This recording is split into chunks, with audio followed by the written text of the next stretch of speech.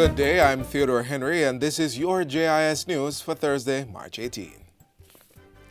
Several of the island's public hospitals are now in receipt of a 7 to 14-day supply of liquid oxygen. The Health and Wellness Ministry gave the update, saying the shortage of medical-grade oxygen experienced on the weekend has been rectified.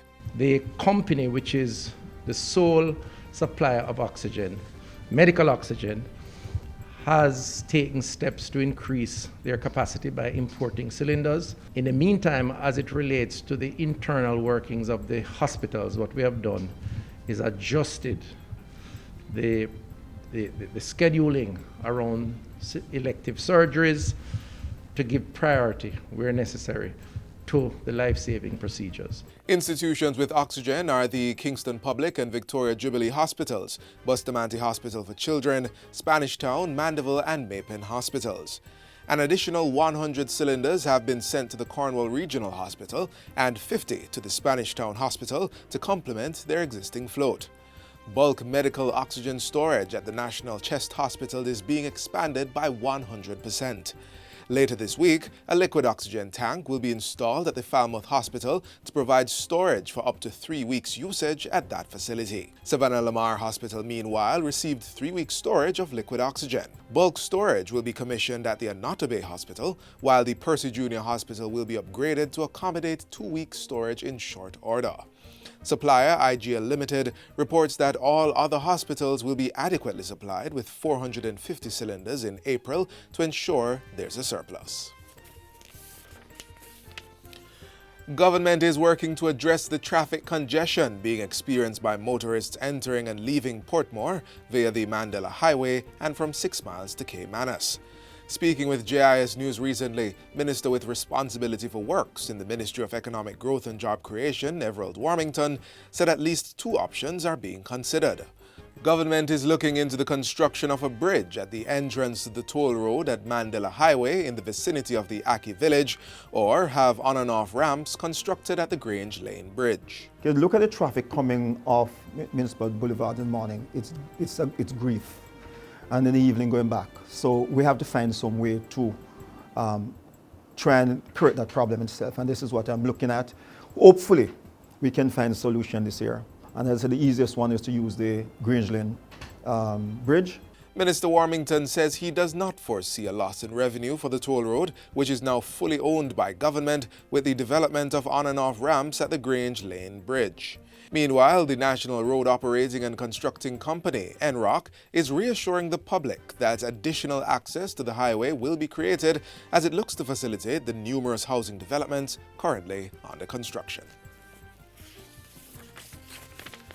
Individuals and business operators holding environmental permits issued before and after April 1, 2015 are being advised to renew them before the March 31, 2021 deadline.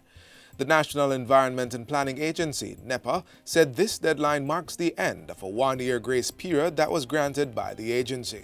Urban planner at NEPA, Latoya Crawford, said while permits granted before 2015 for ongoing applications did not require renewal, existing permittees are now required to do so.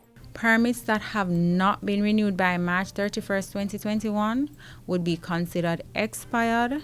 Therefore, continual operation would be a breach of the Natural Resources Conservation Authority Permits and License Regulations of 2015.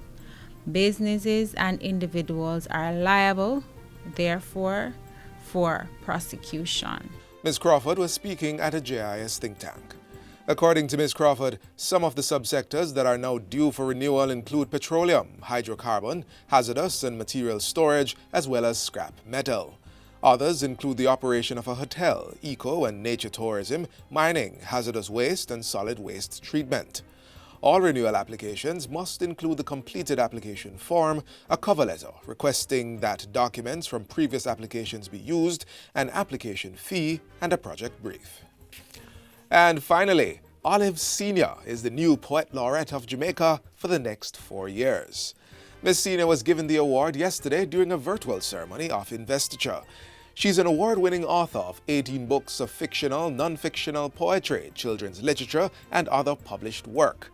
Minister of Culture Olivia Grange says Miss Senior has consistently delivered through her gift of writing and is one of the most prolific poets of her time. As an academic, a poet, historian, and a cultural activist, Miss Senior has etched her name, but more so all our names and identities, into the tapestry that is Jamaican cultural knowledge.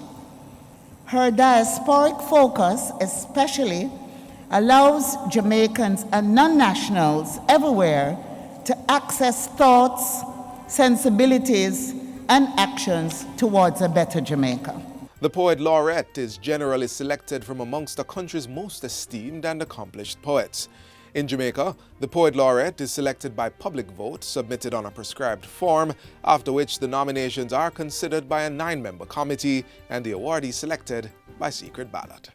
And that's it for JIS News Today. I'm Theodore Henry. Thanks for watching.